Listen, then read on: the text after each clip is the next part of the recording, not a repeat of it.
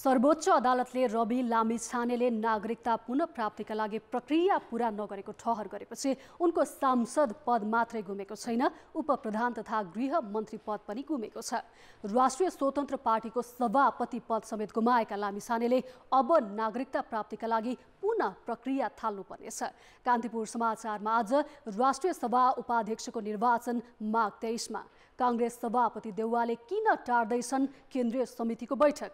राष्ट्रपति चुनावमा माओवादीले भन्दै आएको राष्ट्रिय सहमतिको अर्थ के हो? सरकारले बेवास्ता गर्दा सुकुम्बासी तथा भूमिहीनका समस्या बल्झेको बल्झै। भारतले गहुँको निर्यातमा रोक लगाउँदा नेपालमा आटा र मैदाको अभाव। अन्तर्राष्ट्रियमा अमेरिकामा प्रहरी हिरासत भित्रै भएको अश्वेत नागरिकको मृत्युपछि प्रदर्शन चर्किने डर र खेलकुदमा टाइगर कप भलिबलको अपडेट। नमस्कार, अब मुख्य समाचार। नागरिकता मुद्दामा रवि लामिछाने दोषी ठहर। उपप्रधानमन्त्री तथा गृह, सांसद र पार्टी सभापति सहित सबै पद गुम्यो। लामिछाने भन्छन् अनागरिक भए।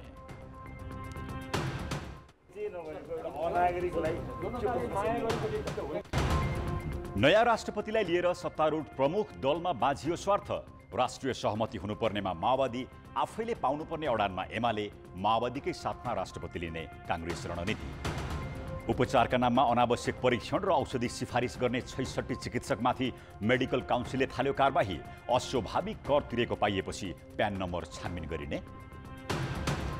उद्योग संरक्षणको सरकारी नीति नहुँदा नेपालको निर्यात 55 वर्ष अघिकै अवस्थामा। 40 करोड डलरको तयारी पोसाक निर्यात 5 करोडमा खुम्चियो। कर प्रणालीमै त्रुटि रहेको विज्ञको भनाइ। र विश्व क्रिकेट लिग 2 अन्तर्गत नामिबिया र स्कटल्यान्ड सँगको सिरिजका लागि 28 खेलाडी बन्द प्रशिक्षणमा। मौसम ढकाल, सूर्य तामाङ र अंकित सुवेदी पहिलो पटक टिममा। उपप्रधान तथा गृहमन्त्री रवि लामिछानेको सांसद पद खारेज भएको छ। सांसद नै नरहेपछि उनको उपप्रधानमन्त्री तथा गृहमन्त्री पदबाट समेत हट्नु परेको हो। सर्वोच्च अदालतको संवैधानिक इजलासले लामिछानेले नागरिकता पुनः प्राप्तिको प्रक्रिया पूरा नगरेको भन्दै उनको सांसद पद खारेज हुने ठहर गरेको हो। कायम मुकायम प्रधान न्यायाधीश हरिकृष्ण कार्कीको नेतृत्वमा न्यायाधीशहरू विश्वम्भर प्रसाद श्रेष्ठ, ईश्वर खतिवडा, आनन्द मोहन भट्टराई र अनिल सिन्हा संलग्न संवैधानिक इजलासले आज लामिछाने विरुद्ध परेको मुद्दाको फैसला गरेको हो। फैसलामा नागरिकता पुनः प्राप्तिको प्रक्रिया पूरा नगरेको भन्दै सांसद बन्न योग्य नरहेको ठहर गरिएको छ।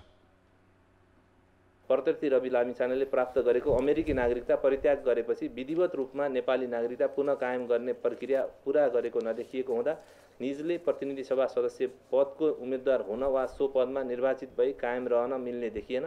निजले चितवन जिल्ला निर्वाचन क्षेत्र नम्बर 2 बाट प्रतिनिधि सभा सदस्य पदमा उम्मेद्वार हुन पाउने अवस्था नरहेकोमा उम्मेद्वार भई निर्वाचित समेत भएको देखिँदा निज प्रत्यर्थी रवि लामिछानेलाई उम्मेद्वार कायम गर्ने, निजलाई निर्वाचित घोषणा गर्ने, प्रमाणपत्र दिने लगायतका काम कारबाही नेपालको संविधानको धारा 133 को उपधारा 2, 3 तथा धारा 137 बमोजिम उत्प्रेषणको आदेशले बदर हुने ठहर छ।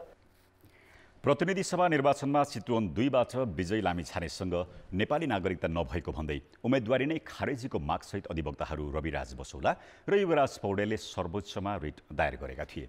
रिटमाथि सुनवाई गर्दै सर्वोच्च अदालतको संवैधानिक इजलासले पुस 6 मा कारण देखाउ आदेश जारी गरेको थियो।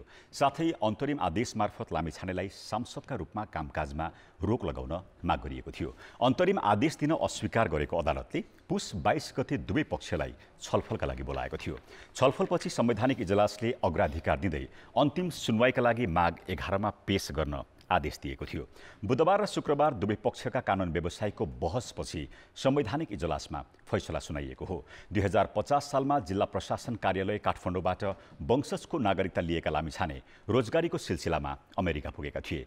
त्यसपछि 2070 फागुन 9 मा अमेरिकी नागरिकता र फागुन 21 मा राहदानी प्राप्त गरेका थिए। उनले अमेरिकाको नागरिकता प्राप्त गरेपछि नेपाल नागरिकता ऐन अनुसार उनको नेपाली नागरिकता कायम रहेको थिएन।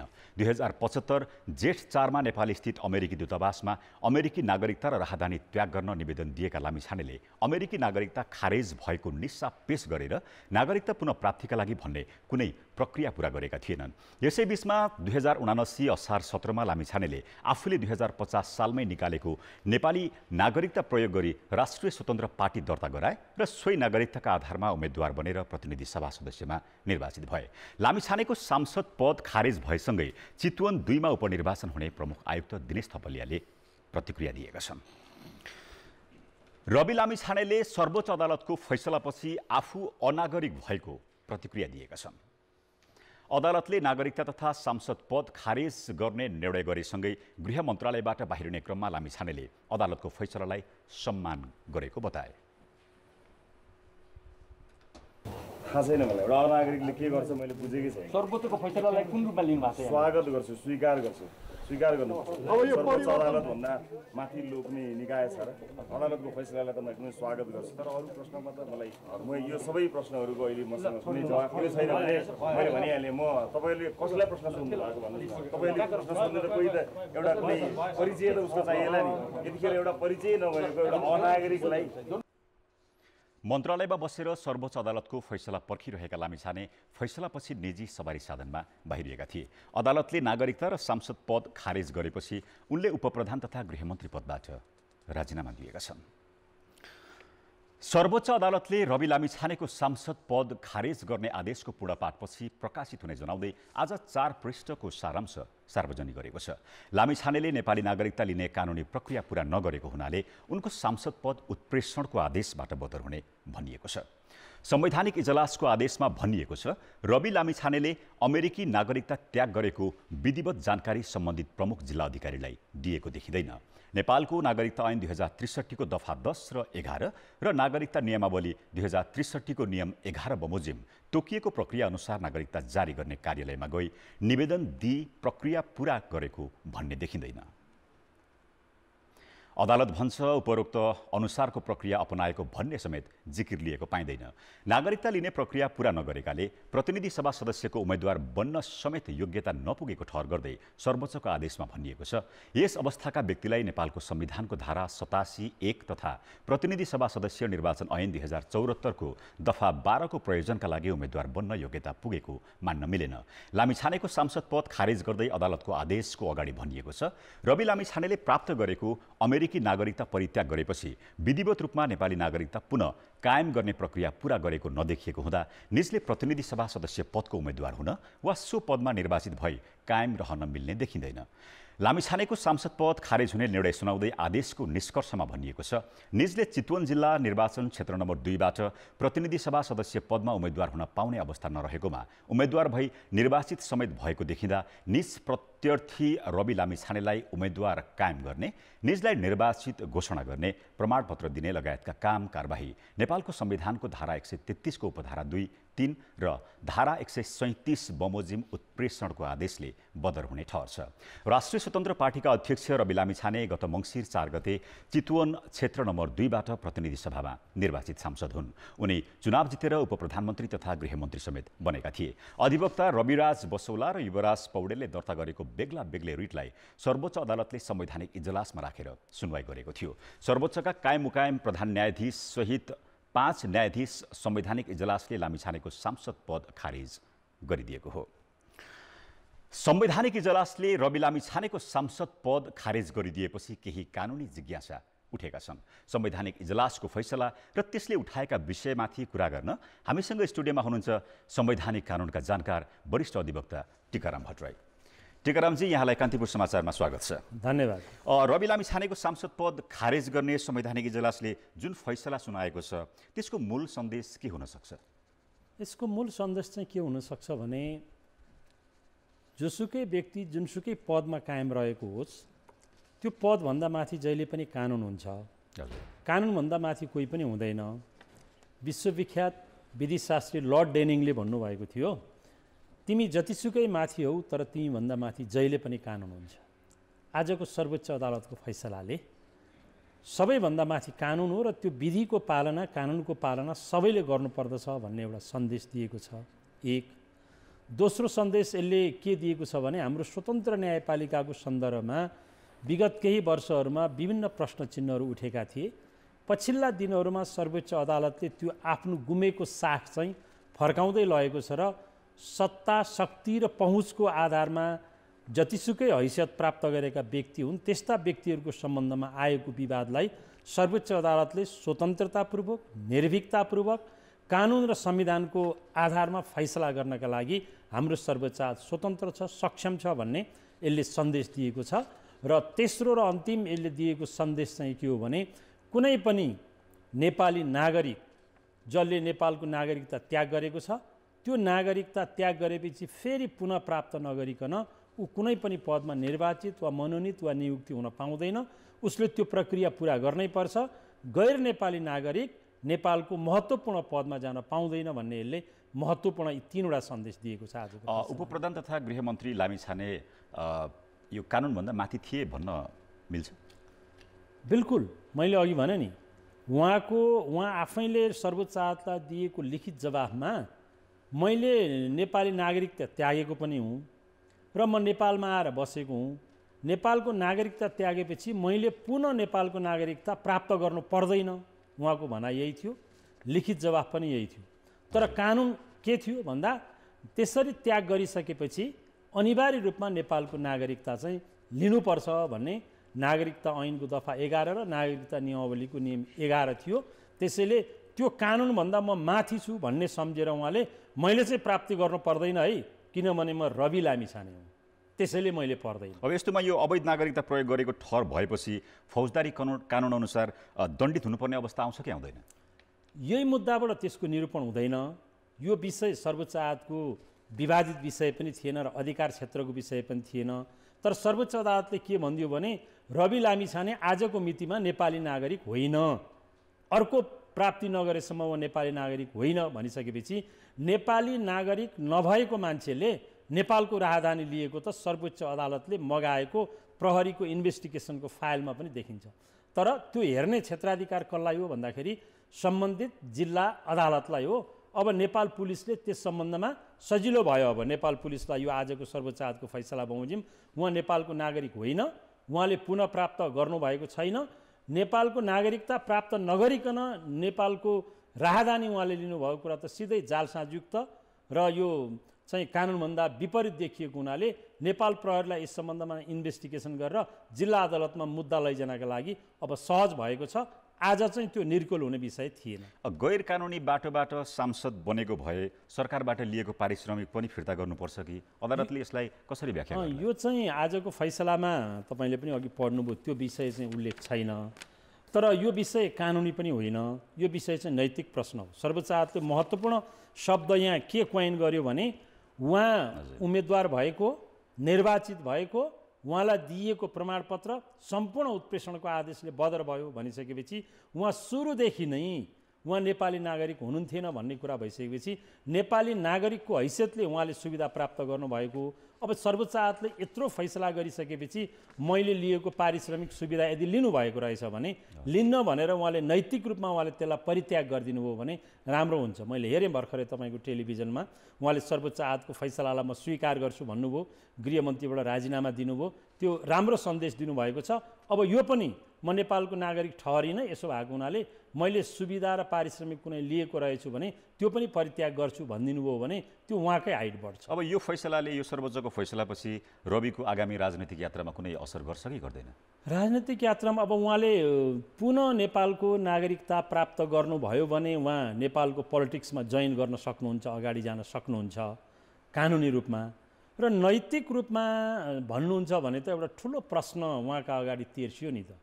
उहाँका अगाडि मात्र होइन, उहाँलाई गृहमन्त्री बनाउने प्रधानमन्त्री र राजनीतिक दलहरू, सत्तारूढ दलहरूको पनि नैतिकतामा चाहिँ ठुलो प्रश्न के उब्जियो भने नेपालको नागरिक नै नभएको मान्छेलाई गृहमन्त्री जस्तो महत्त्वपूर्ण र उपप्रधानमन्त्री जस्तो पोर्टफोलियो उहाँलाई दिएको रहेछ। गृह मन्त्रालय भनेको सम्पूर्ण सेक्युरिटीको चाबी हातमा लिने हो, सम्पूर्ण डिफेन्सको चाबी हातमा लिने हो। त्यस्तो स्थानमा गैर नेपाली नागरिकलाई पुर्याउने मतदाता, प्रधानमन्त्री र उहाँलाई समर्थन गर्ने सत्तारूढ दलका सबै नेताहरूमाथि एउटा ठुलो नैतिक प्रश्न उब्जिएको छ। गैर नेपाली नागरिकलाई नेपालको सुरक्षाको चाबी उहाँहरूले जिम्मा लगाउने काम जसरी गर्नुभयो नेपाली जनता समक्ष उहाँहरूले क्षमा याचना। यस्तोमा उनको सभापतित्वमा रहेको राष्ट्रिय स्वतन्त्र पार्टीको वैधानिकतामा चाहिँ के हुनसक्छ, के प्रश्न उठ्छ कि हुँदैन? यस्तो छ, राजनीतिक दल सम्बन्धी ऐन बमोजिम दल दर्ता गर्नका लागि नेपालको नागरिक हुनुपर्छ र 500 जना नेपालका नागरिकहरूले हस्ताक्षर गरेपछि मात्रै निर्वाचन आयोगले दलको रूपमा दर्ता गर्छ। अब उहाँ नै नागरिक नभएको ठहर भइसकेपछि राष्ट्रिय स्वतन्त्र पार्टीको सभापतिको हैसियत पनि यो फैसलासँगै स्वतः समाप्त भयो।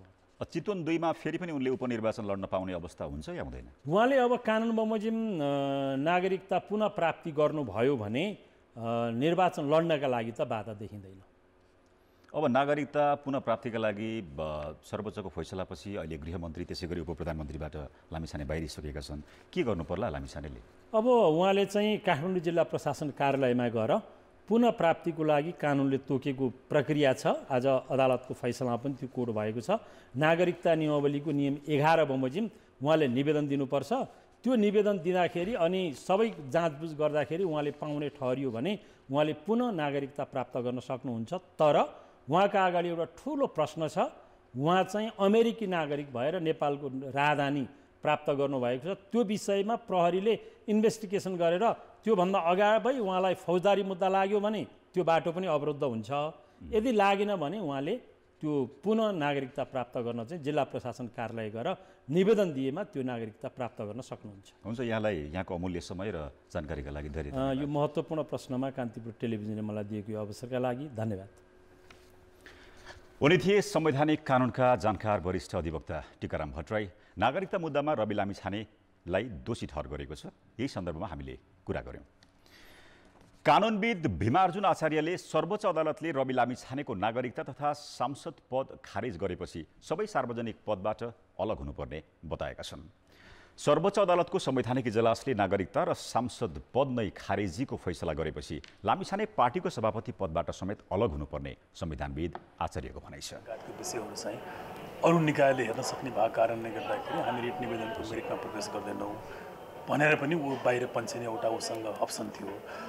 दोस्रो चाहिँ यो रिट निवेदनको मेरिटमा प्रवेश गरेर चाहिँ उसले बोल्नुपर्ने, यो दुईटा मध्ये संवैधानिक इजलासले दोस्रो विकल्पमा प्रवेश गर्यो र दोस्रो विकल्पमा प्रवेश गरेर चाहिँ नागरिकताको अहिलेको कानुन बमोजिम चाहिँ उसले पुनः नागरिकता प्राप्त नगरेका कारणले गर्दाखेरि उहाँको उम्मेदवारीदेखि अहिलेसम्मको सम्पूर्ण राजनीतिक यात्राहरू र निर्वाचन सबै कुरालाई उसले चाहिँ अवैध बनायो भन्दाखेरि अब अदालतले यसलाई सुविवेकी अधिकारको रूपमा इजलासले प्रयोग गर्न सक्ने भएको कारणले गर्दाखेरि त्यो दोस्रो विकल्प बमोजिम उसले गर्यो, यसलाई हामीले अन्यथा भन्न सक्ने अवस्था रहेन। डाक्टर साहब, अब नागरिकता पाउने अर्थात् प्राप्ति गर्ने प्रक्रिया के हुन्छ? तीनटा कुरा हुन्छ। एउटा कुरा चाहिँ अदालतले आज पूर्ण पाठ भन्दा पनि केही संक्षिप्त उसको आफ्नो आदेश चाहिँ बाहिर ल्याएको छ। अब यो आदेशलाई हेर्दाखेरि अदालतले केवल उहाँको उम्मेदवारीदेखि अहिलेसम्मको सम्पूर्ण क्रियाकलापलाई उसले अवैध बनाइदियो, किनकि रवि लामिछानेले नागरिकता पुनः प्राप्त गर्नुपर्नेमा उहाँले नगरेको भन्ने आधारमुखी बनाएको छ। अब यसको आधारमा यदि भोलि उहाँका जति पनि यस्तो यिनै निवेदकले उहाँको विरुद्धमा यो राजधानी सम्बन्धी विषयको पनि कुरा उठाएको भन्ने कुराहरू छ, यदि त्यो विषयमा प्रवेश गर्यो भने एउटा कुरा भयो। अब होइन भने अहिलेको नेपालको नागरिकता कानुन बमोजिम चाहिँ उहाँले नागरिकताको लागि फेरि पुनः प्राप्ति हुने निवेदन दिनु पर्यो। त्यसको लागि अमेरिकाको नागरिकता त्याग गरेको उहाँले निस्सा भन्छ कानुनमा त्यो उल्लेख भएको छ, त्यो चिज दिएर नयाँ नागरिकता उहाँले प्राप्त गर्नु हो भने त्यो बिचको अवधिमा उहाँ नेपाली नागरिक चाहिँ रहनुहुन्न, त्यो चाहिँ रिक्त भएको मानिन्छ। नेपालको इतिहासमै बहालवाला गृहमन्त्रीको नागरिकता बदर भएको यो पहिलो घटना हो। सर्वोच्चको फैसलाले लामिछाने पदबाट हटेका मात्र छैनन्, उनी नेतृत्वको दल राष्ट्रिय स्वतन्त्र पार्टीको संसदमा सिट सङ्ख्या पनि घटेको छ। यो प्रकरणपछि अब के हुन्छ जानकारी दिन नयाँ बानेश्वर स्थित संसद भवन अगाडिबाट सम्पर्कमा छन् सहकर्मी रमेश धमला। रमेश, बहालवाला गृहमन्त्रीकै नागरिकता विवाद कसरी सुरु भयो र सर्वोच्चको फैसलापछि अब रवि लामिछानेमाथि थप कारबाही हुन सक्ला? श्रीजी, विशेष गरेर उपप्रधान तथा गृहमन्त्रीका रूपमा रहेका रवि लामिछाने नेपालको इतिहासमा सम्भवतः पहिलो पटक नागरिकता सम्बन्धी विवादका कारण आफ्नो पदबाट मुक्त भएका छन् र म अहिले संसद भवन नयाँ बानेश्वरमा उभिएको छु, जहाँ गत असारमा मात्र स्थापित भएको राष्ट्रिय स्वतन्त्र पार्टीको सभापतिका रूपमा रवि लामिछानेले नेतृत्व गरेको पार्टीले संसदमा प्रतिनिधित्व गर्ने 20 सिट सहितको सांसदलाई संसद भवन प्रवेश गराएका थिए। तर उनी नै आफै पहिलो पटक गत पुस 11 गते पुष्पकमल दाहाल नेतृत्वको सरकारमा उपप्रधान तथा गृहमन्त्री सहित सहभागी भएका थिए। त्यति नै बेला उनीका विरुद्ध नागरिकताको विवादको मुद्दा पनि चलिरहेको थियो। विशेष गरेर उनी विरुद्ध दुईवटा मुद्दा चलेको थियो। एउटा निर्वाचन आयोगमा परेको उजुरीका आधारमा निर्वाचन आयोगले तत्कालीन निर्णय गर्न नसकेका कारण त्यसलाई तत्कालीन रिट निवेदकले सर्वोच्च अदालतसम्म पुर्याएको एउटा मुद्दा थियो भने सँगसँगै गृह मन्त्रालयमा तिनै निवेदकहरूले रवि लामिछानेले नागरिकताको दुरुपयोग गरेको भन्दै अर्को उजुरी गरेको थियो, जसलाई गृह मन्त्रालयले फौजदारी अपराधको रूपमा लिएर यसलाई जिल्ला प्रशासन कार्यालय काठमाडौँ हुँदै जिल्ला प्रहरी परिषद काठमाडौँमा पठाएको थियो। र त्यो अनुसन्धानको पाटो बाँकी रहेकै अवस्थामा आज जसरी सर्वोच्चले उनको नागरिकता खास गरेर जुन रिट निवेदकले माग गरेका थिए कि उनी सांसद हुन अयोग्य छन्, उनले नेपालको पुनः नागरिकता लिनुपर्ने प्रक्रिया पुरा गरेका छैनन् भन्ने विषय सहितको रिट दिएका थिए, त्यसलाई मात्रै व्याख्या गरेर आज संक्षिप्त आदेश फैसला आएको छ। यो फैसलासँगै अब रवि लामिछाने विरुद्ध जुन उनले नागरिकताको दुरुपयोग गरेर 2015 सालमा सन् 2015मा नेपालको राजधानी लिएको भन्ने विवाद पनि छ, त्यसमाथि थप फौजदारी अनुसन्धान गर्ने बाटो प्रहरीलाई खुलेको छ। किनभने पुस 11 गते नै उनी जुन मन्त्रालयमा उनी विरुद्ध उजुरी परेको छ त्यही मन्त्रालयमा उनीले हतार गरेर किन गए जहाँ स्वार्थ बाजिएको छ भन्ने प्रश्न उठिरहेको थियो। त्यसपछि जिल्ला प्रशासन कार्यालय काठमाडौँ त्यही थियो जसले चाहिँ गृहमा परेको उजुरीका आधारमा प्रहरीलाई अनुसन्धान गर्न निर्देशन दिएको थियो। तर त्यही जिल्ला प्रशासन कार्यालयले जब रवि लामिछाने उपप्रधान तथा गृहमन्त्री भएर आए उसैले सर्वोच्च अदालतलाई पठाएको जवाफमा उनले आवश्यक नागरिकता पुनः लिने प्रक्रिया पुरा गरेको थियो कि थिएन भन्ने कुराको स्पष्ट जवाफ पठाएको थिएन। खालि केवल उनी नेपालको नागरिक हुन् भन्ने विषयलाई मात्रै उनले सरदर एउटा चाहिँ जवाफको रूपमा पेश गरेको थियो। तर उनले पुनः नेपालको नागरिकता लिएको प्रक्रिया पुरा नगरेको विषयलाई सर्वोच्चमा पठाएको जिल्ला प्रशासन कार्यालय काठमाडौँको जवाफमा पनि स्पष्ट व्याख्या गरिएको थिएन।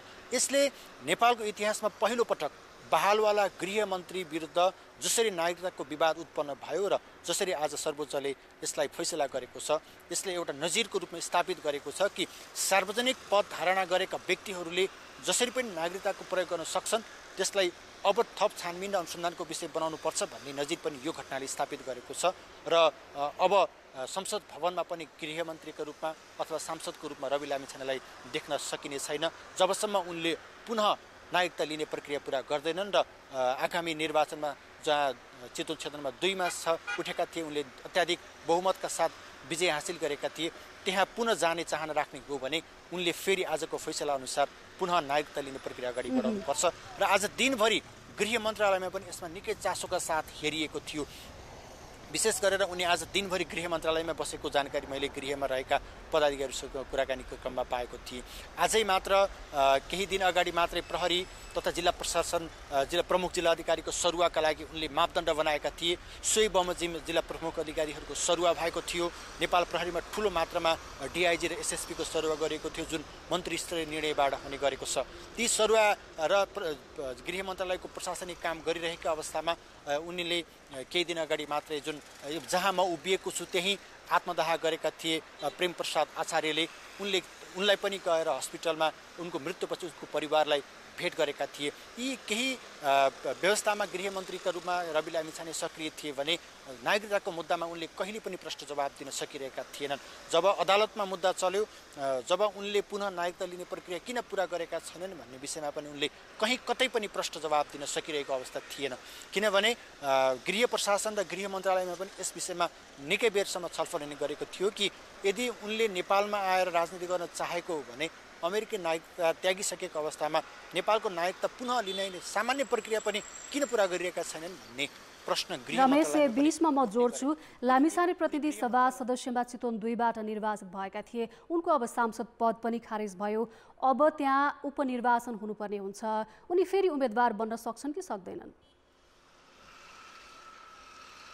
आजको फैसलालाई हेर्ने हो भने जुन रिट निवेदकले माग गरेका थिए उनले नेपालको पुनः नागरिकता लिने प्रक्रिया पुरा नगरेको कानुन बमोजिम खास गरी नागरिकता सम्बन्धी ऐन 2063 को दफा 10 अनुसार विदेशी नागरिक भइसकेपछि नेपालको नागरिकता स्वतः खारेज हुने र उपतफा नागरिकता ऐन 2063 को दफा 11 बमोजिम पुनः नेपालको नागरिकता लिनको लागि सम्बन्धित जिल्ला प्रशासन कार्यालय मिसा लिनुपर्ने भन्ने जुन व्याख्या गरेको छ त्यो अनुसार उनले अमेरिकी नागरिकता त्याग गरेको निस्सा लिएर जिल्ला प्रशासन कार्यालयमा पुनः नागरिकता लिने प्रक्रिया अगाडि बढायो भने पुनः स्वतः नेपालको नागरिकको रूपमा स्थापित हुनेछन् र पुनः निर्वाचन जानमा कुनै बाटो रोकिने अवस्था देखिएको छैन।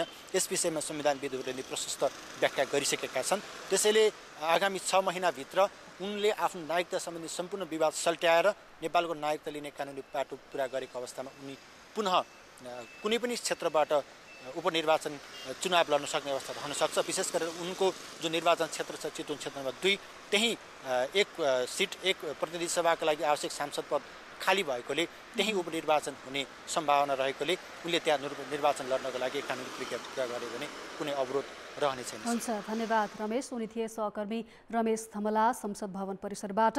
संवैधानिक इजलासले रवि लामिछानेको नागरिकता पुनः प्राप्तिको प्रक्रिया नपुगेको भन्दै उनको सांसद पद खारेज गरेको छ। यस विषयमा रहेर कुराकानी गर्दै अब बाँकी समाचार। सत्तारूढ नेकपा माओवादी केन्द्रको स्थायी समिति बैठकमा अधिकांश सदस्यहरूले राष्ट्रपतिमा सहमति खोज्नुपर्ने सुझाव दिएका छन्। स्थायी समितिको दोस्रो दिनको बैठकमा बोल्ने सदस्यहरूले राष्ट्रपतिमा सहमति दलहरूका बीचमा खोज्नुपर्ने धारणा राखेका हुन्। बैठकको पहिलो दिन हिजो प्रधानमन्त्री एवं पार्टी अध्यक्ष पुष्पकमल दाहालले राष्ट्रपति निर्वाचनमा सहमति जुटाउने प्रयास भइरहेको जानकारी गराएका थिए।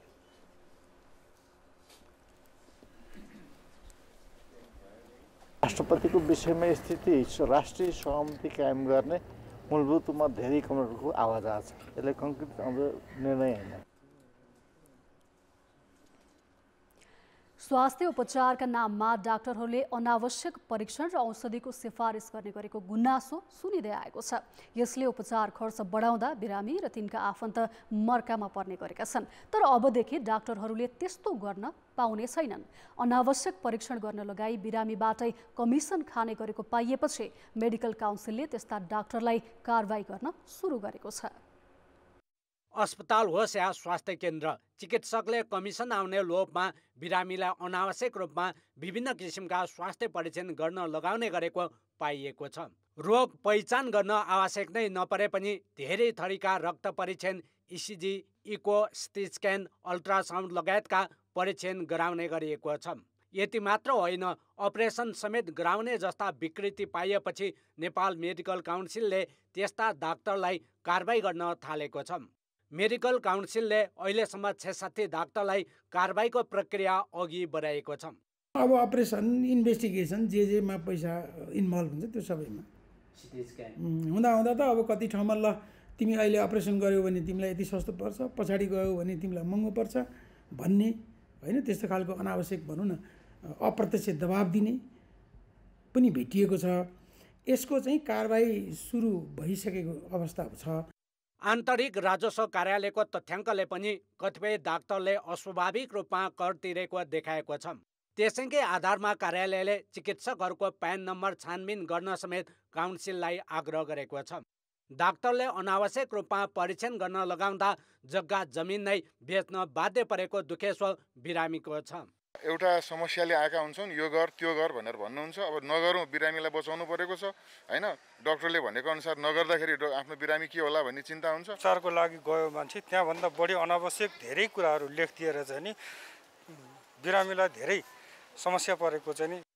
कमिसनको लोभमा अनावश्यक रूपमा बिरामीलाई थरी थरीका स्वास्थ्य परीक्षण गराउनु आचार संहिता विपरीत छ नै। यस्तो प्रवृत्ति अपराधिक कार्य समेत भएको स्वयं चिकित्सकहरू बताउँछन्। यस्ता व्यक्तिलाई कडा कारबाही गर्नुपर्ने चिकित्सक सङ्घकै भनाइ छ। मेडिकलको इथिक्स हिपोक्रेटको ओथ लिएको चिकित्सकले या अन्य कुनै स्वास्थ्य कर्मीले आफ्नो व्यक्तिगत प्रलोभनको आधारमा यदि टेस्ट गराउँछन् भनेदेखि यो सरासर अन्याय हो। यस्तो गर्नु हुँदैन।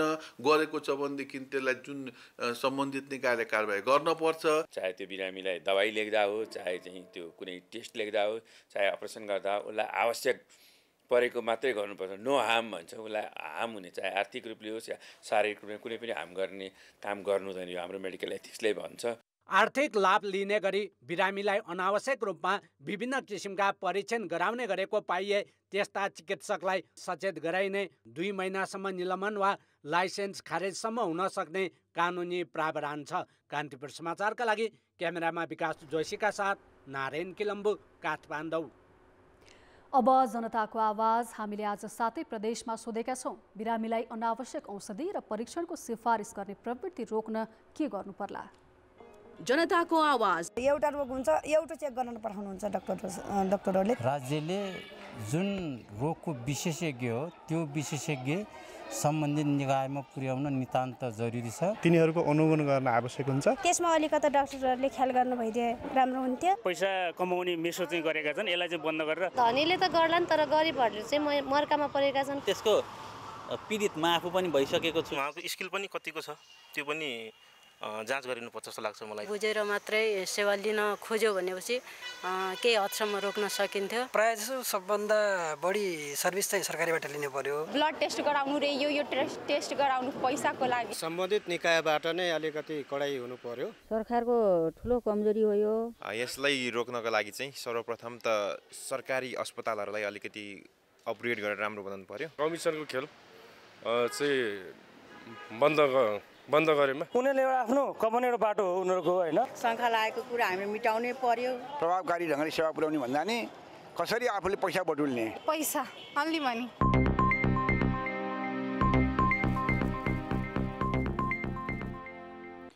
स्थायी व्यवस्थापन र उचित विकल्पको माग राख्दै काठमाडौँका भूमिहीन तथा सुकुम्बासीहरू लामो समयदेखि आन्दोलनरत छन्। आज पनि उनीहरूले त्यसैलाई निरन्तरता दिए। तर काठमाडौँ महानगरपालिका भने खोला किनारका सुकुम्बासी बस्तीले सहरी सौन्दर्यमा असर गरेको भन्दै उनीहरूलाई बल प्रयोग गरेरै हटाउने पक्षमा छ।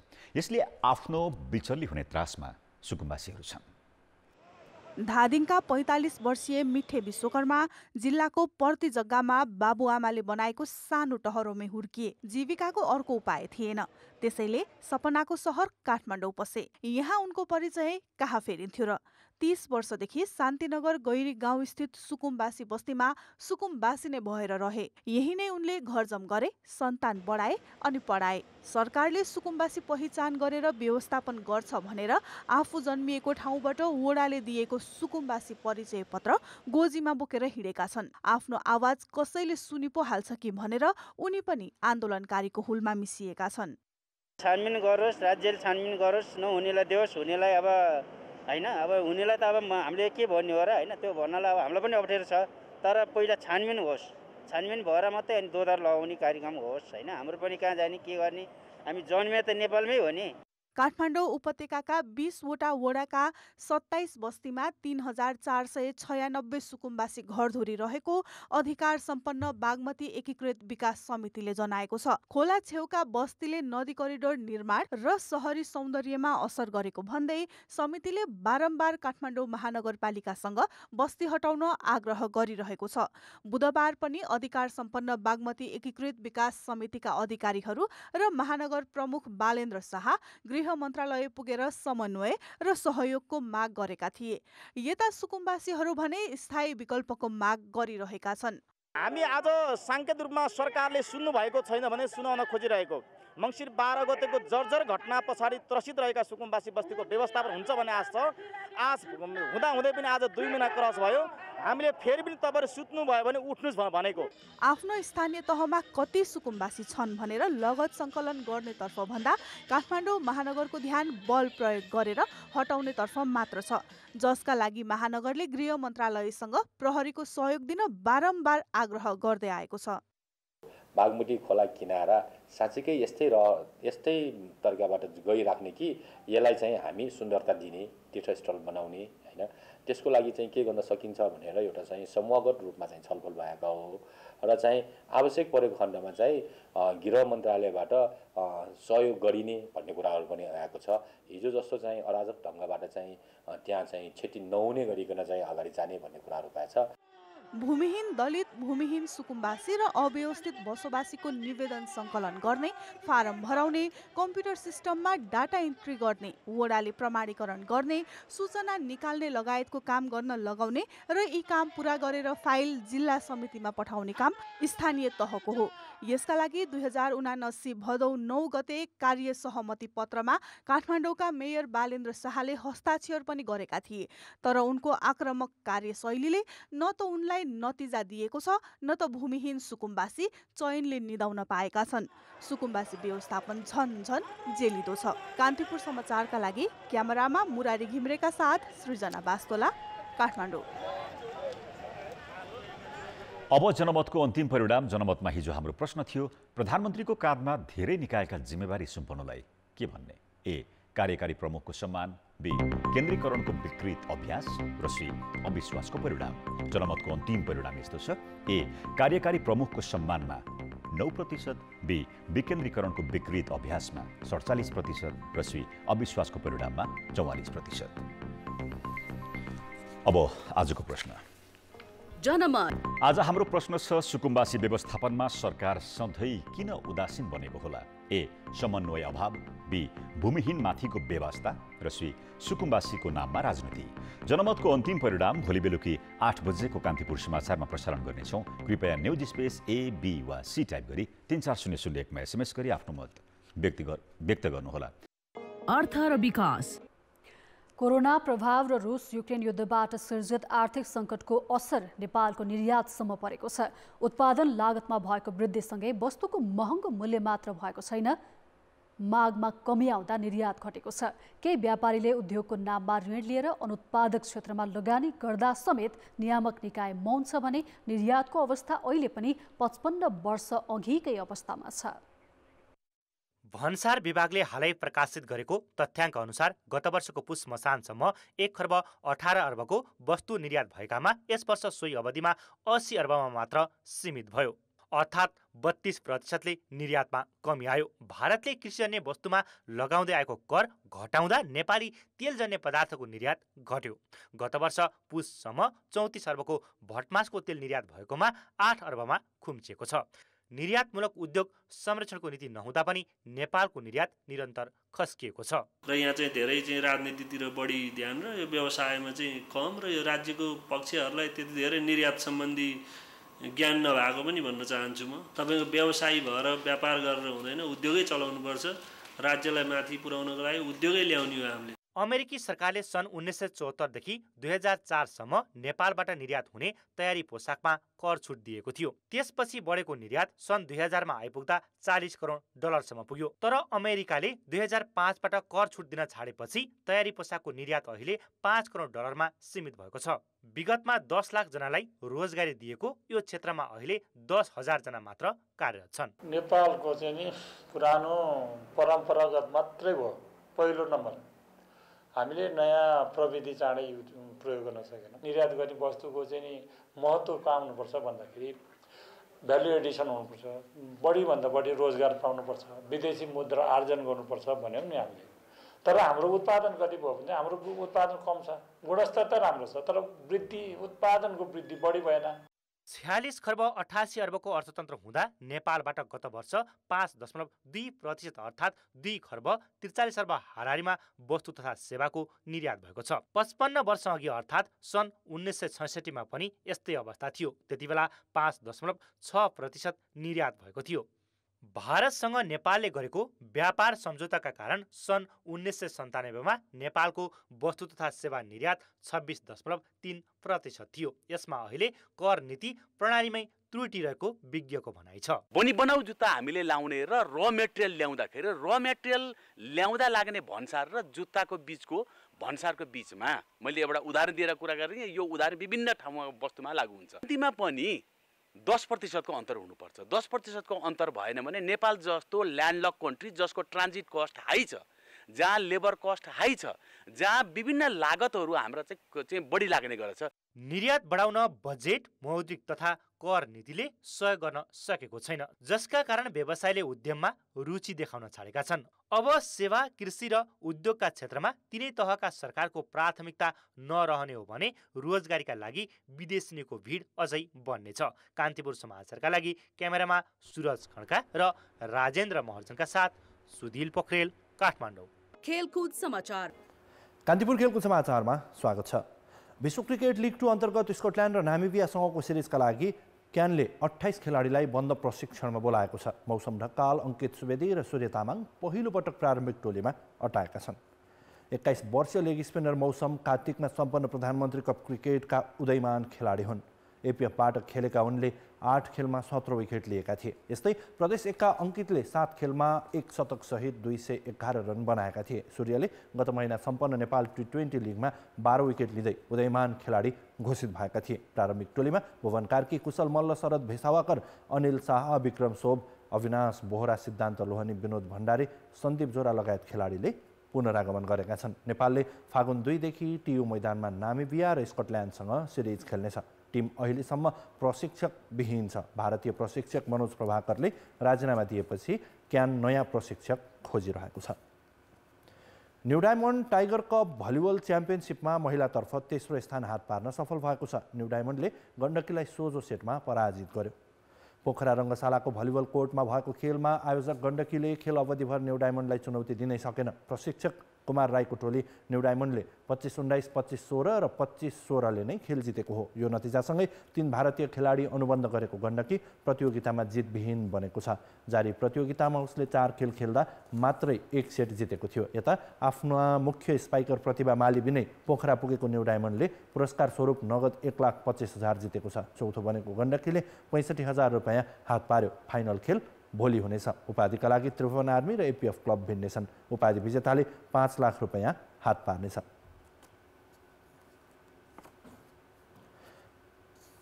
टाइगर कप भलिबल च्याम्पियनसिपको पुरुषतर्फ उपाधिका लागि विभागीय टोली एपीएफ क्लब र गण्डकी प्रदेश आम्ने सामने हुने भएका छन्। साबिक विजेता त्रिभुवन आर्मी क्लब सेमिफाइनलबाटै बाहिरियो।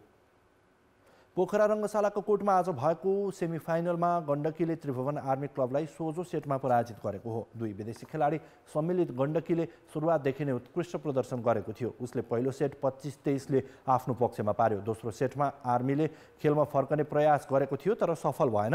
गण्डकीले आर्मीले बनाएको 17-15 को अग्रता उल्टाएको थियो। यो सेट 25-23ले नै जितेपछि गण्डकी बलियो स्थितिमा पुग्यो। तेस्रो सेट पनि 25-16ले नै जित्दै गण्डकीले फाइनलमा स्थान बनायो। जारी प्रतियोगितामा आर्मी गण्डकीसँग दोस्रो पटक पराजित भएको हो। लिग चरणमा गण्डकीले 5 सेटको जित हात पारेको थियो। आर्मी टाइगर कपमा पहिलो पटक फाइनल पुग्न असफल भयो। पहिलो संस्करणमा आर्मीलाई नै हराएर गण्डकी च्याम्पियन बनेको थियो। अघिल्लो पटक फाइनलमा आर्मीले हेल्प नेपाल स्पोर्ट्सलाई हराउँदै उपाधि हात पारेको थियो। यस्तै एपीएफले पनि सेमिफाइनलमा नेपाल पुलिस क्लबलाई सोझो सेटमा नै पराजित गर्यो। एपीएफले पहिलो सेट 25-10ले जितेको थियो। केही प्रतिस्पर्धात्मक बनेको दोस्रो सेट 25-21ले जित्यो। कुनै पनि खेलमा उल्लेखनीय प्रदर्शन गर्न नसकेको पुलिसले तेस्रो सेट पनि एपीएफलाई 18-25ले सुम्पियो। एपीएफ अपराजित रहँदै फाइनल पुगेको हो। फाइनल भोलि हुनेछ। राष्ट्रिय युवा सङ्घको आयोजनामा फागुन दोस्रो साता KP Oli cup football championship हुने भएको छ। सङ्घले फागुन 11 देखि 17 सम्म प्रतियोगिताको मिति निर्धारण गरेको हो।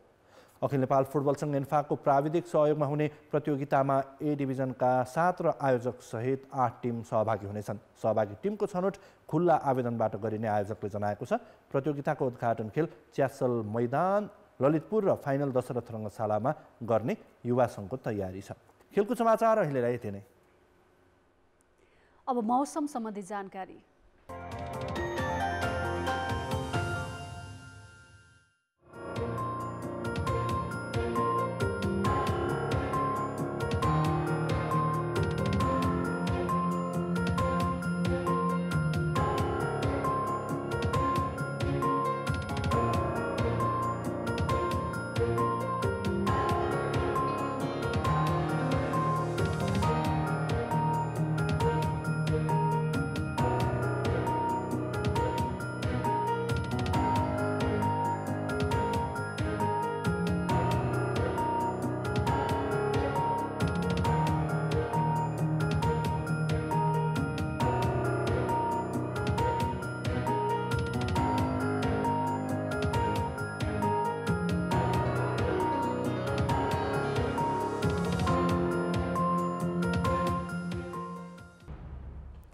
कान्तिपुर समाचार अहिलेलाई सकियो। कान्तिपुर टेलिभिजन हेर्दै गर्नुहोला। नमस्ते।